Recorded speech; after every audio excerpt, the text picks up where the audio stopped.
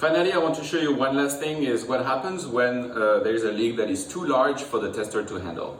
A tester such as the Model 6600 NG can handle leaks up to 15,000 feet per minute, give or take, it's volume dependent.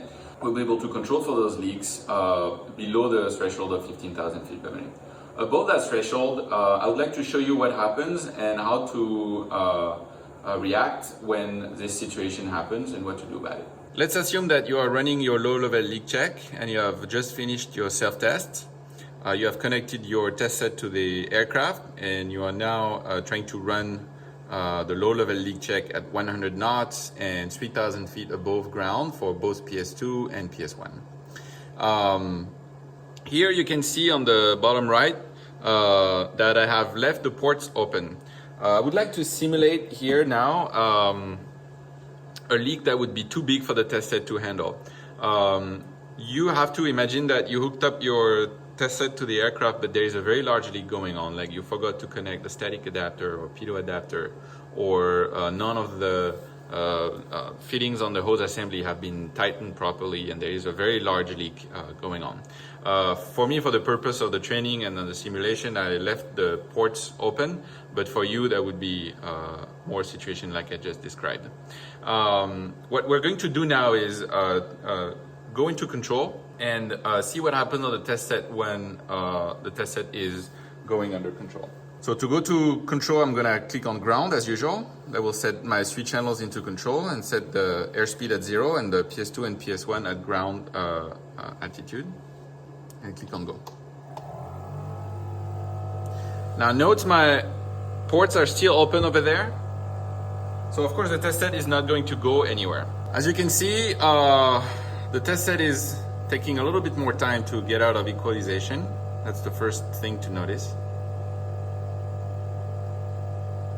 You can see the airspeed is now ramping up at 26 knots. It should be coming back to 0 knots and controlling there, but it's not. So that's the first sign that there's something fishy going on right now. Same for the PS2 and PS1. Notice how they are not behaving properly and not stable at minus 225 as they should.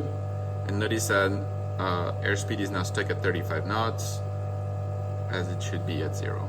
Let's assume that you have not seen this and you are now trying to generate the 100 knots for the low-level leak check and the 3,000 feet here for the altitude. So when I click on go, now it's gonna try to go to 100 knots and 2,800 feet. You should do them one by one, of course, but I'm doing all 3 together for the sake of simplicity. So here, as you can see, there's not anything being generated. Of course, my ports are wide open. So the airspeed is stuck at 51 knots. This altitude here is not meaningful of anything. There are 2 things now that you can do. The first thing is the right thing to do would be to either change all of your channels here in measure mode or turn off the unit.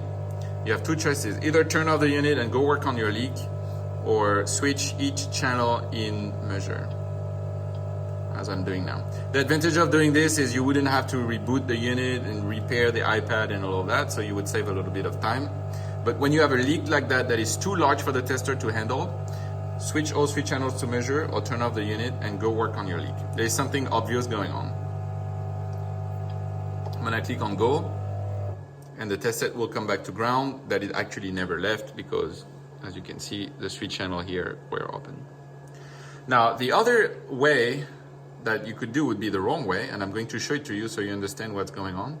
So the same will happen. Now, when you're in control like this, and you're attempting to reach your target of 100 knots and 2,800 feet, never attempt to fix your leak while you are in control, because that may cause major damage to the aircraft. So you want to be in measure mode or having the unit turned off. Because right now, what the unit is doing is sending as much pressure and vacuum as it can to compensate for that massive leak, so it can reach the 100 knots and the 2,800 feet. So watch what happens if I'm trying to fix my leak on the go. For example, if you imagine that you had a Pitot adapter that was not connected and suddenly you figure it out, and you will plug this Pitot adapter on the Pitot probe while the box is in control. Well, this is what will happen.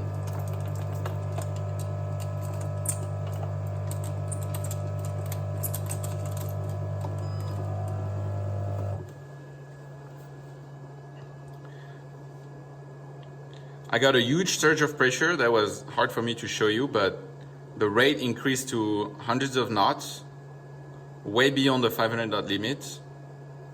And same for PS1, and actually I got an error number, so I got lucky. I got error 4, actual PS rate value exceeds limit. So I sent a huge surge of pressure to my aircraft because the tester was trying to compensate for that leak. And a half second before it realized that the leak was now fixed, it was still sending that pressure. So it is really advisable to, whenever you see that a leak is too large for the tester to handle, turn off the unit or bring it back to measure mode until you have a leak that is acceptable for the tester to handle.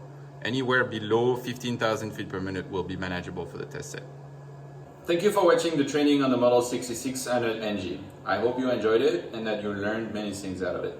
If you have any more questions or need extra help on the use of the Model 6600 NG, you can get in touch with us by calling us at 281-325-8300 or going on laversab.com/aviation for more information and get in touch with us in the contact section. Thank you. Have a good day.